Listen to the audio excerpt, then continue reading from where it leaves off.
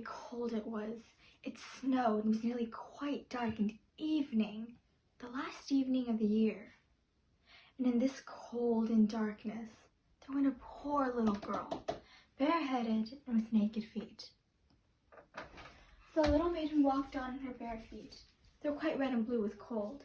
She carried lots of matches in her pocket, held a bundle of them in her hand, but nobody had bought anything from her the whole day. Nobody had given her a single thought. Fairy tales, all happily ever afters, right? So many times assume that all stories have happy endings. Many times we believe that we can find the message of the story simply by skimming the surface, but the true meanings need to be searched for.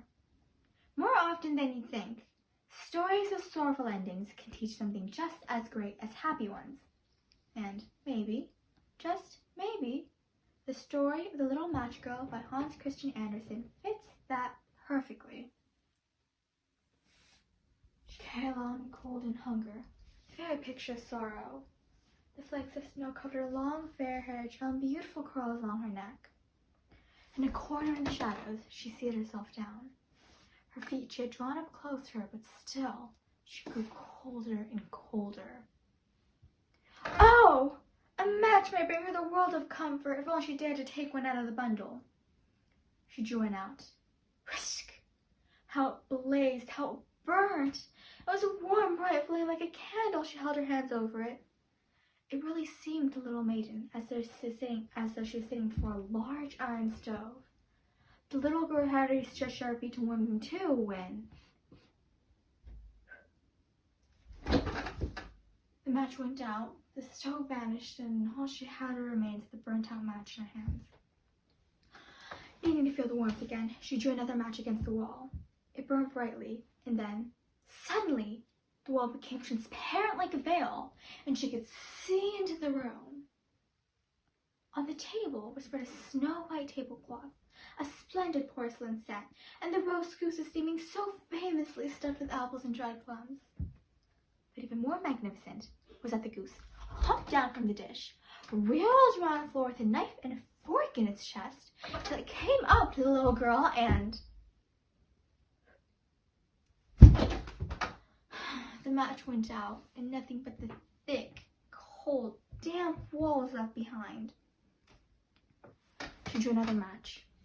This time, she was sitting next to the most spectacular Christmas tree. Thousands of candles were burning on the branches.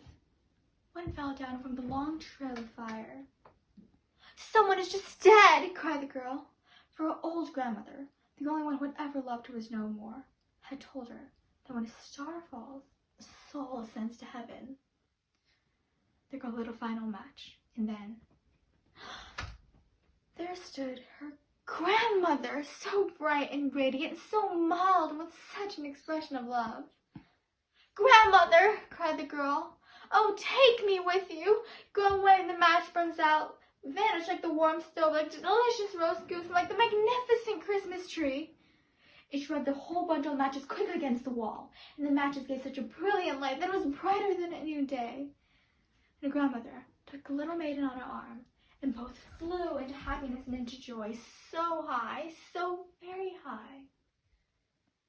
And then above was neither cold, nor hungry, nor anxious. But in the corner, at the cold hour of dawn, sat the poor little girl with rosy cheeks and a smiling mouth, leaning against the wall, frozen to death in the last evening of the year. She wanted to warm herself, people had said, but no one had the slightest suspicion of what beautiful things she had seen. No one even dreamed of the splendor in which, with her grandmother, she'd entered the joys of the new year.